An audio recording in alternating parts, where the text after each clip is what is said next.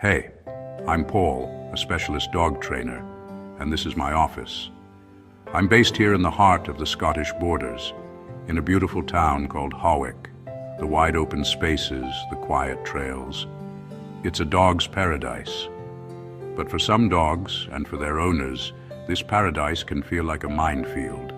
Today, I'm taking on one of the toughest, most misunderstood challenges in dog training, finding the safest, most effective way to help a reactive dog. My goal isn't just to manage the problem, but to see if I can make a real, lasting difference, transforming stress and fear into confidence and calm. So, what does reactive actually mean? It's a label we hear a lot, but it's often misinterpreted as aggression. A reactive dog isn't a bad dog. It's a dog having a bad time. They can explode with barking, lunging, and growling at the sight of a specific trigger. That trigger could be another dog, no matter how far away. It could be a stranger walking towards them, a person on a bike, or even a child running. For some, it's not even visual. It can be a sudden, unexpected noise like a car backfiring or a gate slamming shut. This big, loud display is almost always a desperate attempt to create distance. It's a communication of overwhelming emotion. At its core, it's usually fear, a deep-seated terror that the approaching thing is a threat. It can also be rooted in anxiety, a constant state of worry about the environment. For some dogs, it's a form of overprotectiveness, a misguided attempt to defend their owner from a perceived danger. And sometimes it's pure frustration, especially in young, energetic dogs on a lead who desperately want to go and say hello but are physically restrained from doing so. Their frustration boils over into a frantic outburst. Living with this is incredibly hard. Simple walks become stressful, tactical missions. You start planning your routes to avoid other people, walking at dawn or late at night. Parks, once a source of joy, feel completely off limits. Every outing is filled with dread, your heart pounding every time you see another person or dog in the distance. And the owners? You can end up feeling completely isolated, embarrassed, and utterly exhausted. It strains the beautiful bond you're meant to have with your dog. But there is a way forward. It requires patience, understanding, and a clear plan. That's why I use and teach a SAFE approach. It's an acronym that guides every decision we make. It stands for sensitivity, awareness, flexibility, and empathy. This isn't a magic wand. It's a framework for rebuilding your dog's confidence and your own. Let's break it down. First, S for sensitivity. This means becoming a detective. We need to be incredibly sensitive to what actually triggers our dog. I meticulously map these triggers. We identify the specifics. What is it about the trigger that causes the reaction? Is it the distance? Does the reaction start at 50 meters or 20? Is it the movement? A dog walking slowly might be fine, but a dog running is a major problem. Is it the sound, the jingle of another dog's collar, or the rumble of a skateboard? We also consider context. Is your dog worse in a narrow alleyway than in an open field? You need to know this. The most crucial part of sensitivity is understanding the concept of a threshold. This is the point at which your dog goes from coping to crisis. Our entire job is to keep the dog under that threshold. We set up training sessions where the dog notices the trigger, but from a distance or intensity where they still feel safe and can think clearly. This is the learning zone. Next, A for awareness. This is about learning to speak your dog's language. I watch their body language like a hawk because they are constantly communicating how they feel. Long before the barking and lunging, there are whispers of discomfort. You need to learn to hear them. Look at the ears. Are they soft and relaxed, or pinned back in fear, or pricked forward with intense focus? Look at the eyes. A soft, blinking gaze is calm. A hard, fixed stare or showing the whites of the eyes, what we call whale eye, is a sign of high stress. The tail tells a story. Is it a low, loose, sweeping wag of happiness?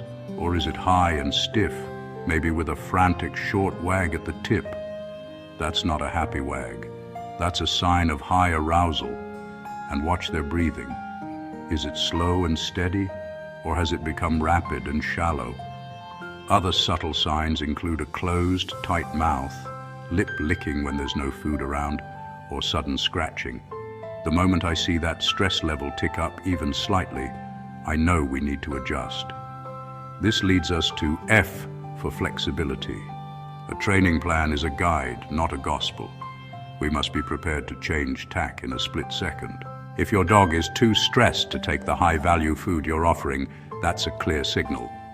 Forcing it won't work. So, what are our options? The most powerful tool is distance. Simply turning and walking away can be the best reward you can offer, as it removes the pressure. Sometimes a quick, joyful game of tug can break the tension and change their emotional state from fearful to playful. For other dogs, scattering a handful of treats on the ground encourages sniffing, which is a naturally calming activity that lowers the heart rate. Or maybe the environment itself is the problem. If a path is too busy, we're flexible. We abandon the plan for that day and move to a different, quieter environment. The key principle here is this: I adapt the plan to fit the dog's needs in that moment. I never try to force the dog to fit my plan. Finally, and most importantly, E for empathy. This is the heart of the entire approach. We must remember we are dealing with an animal that is genuinely scared or overwhelmed. So I always go at the dog's pace. Progress is measured in their growing confidence, not by a calendar. This means absolutely no punishment, no lid jerks, no shouting. Aversive tools and methods only add more fear and anxiety to an already terrified dog, and they will shatter your dog's trust in you. There are no forced greetings. The idea that a reactive dog just needs to say hello to learn other dogs are friendly is dangerous and misguided. It's like telling someone with a fear of spiders to lie down in a room full of them. It's called flooding, and it does more harm than good. Instead, we build confidence through calm, consistent, positive repetitions. We show the dog, time and time again, that they can see their trigger and good things happen, and that we will always keep them safe. So let's put this into practice. Example time. I worked with a lovely dog named Max. Max would lunge, bark, and spin at every single dog he saw, even if they were 30 meters away. His owner was at her wit's end. Applying the safe method, our first step was sensitivity. We didn't start on a busy street. We started in a huge, quiet field with a helper dog positioned 80 meters away, a distance where we knew Max could remain under threshold. We used a long line attached to a comfortable harness to ensure safety without tension, and I had a pouch full of his absolute favorite high-value rewards. In his case, small pieces of chicken. Then came awareness and flexibility. The moment Max noticed the other dog and gave even a split second of a calm look without tensing up, I marked that behavior with a yes and rewarded him. We didn't ask for anything else. We built a simple, predictable pattern. See the dog, get a fantastic reward, and then we'd turn and walk away, increasing distance and letting him breathe. This pattern teaches a new emotional response. The other dog predicts good things and relief, not fear. Over many short sessions, spread out over weeks, we gradually closed the gap, but only when his body language told us, "I'm okay with this." If he ever showed a sign of stress, we were flexible. We immediately increased the distance again and ended the session on a positive note. The empathy piece was crucial for his owner. She learned to keep sessions short and sweet. 5 minutes is better than a stressful 30. She kept a log of their wins, no matter how small, which helped her see the progress. She learned to be her dog's advocate, skipping busy times and places. The result? Max grew confident. His reaction threshold got smaller and smaller. The explosive reactions dropped dramatically. Most importantly, their bond, which had been so strained, became stronger than ever. She learned to trust him, and he learned to trust that she would always keep him safe. The safe method isn't magic. It's a methodical, compassionate process. It's about taking the time to understand your dog's fear, to adapt your approach to their needs, and to respond with empathy, not frustration. When you do this, you'll not only protect their safety and yours, but you'll systematically reduce their stress and your own. And slowly but surely, you will open your life back up to the joy of walking your dog. If you're living with a reactive dog, I know how tough it is. But please know you're not alone, and there is hope.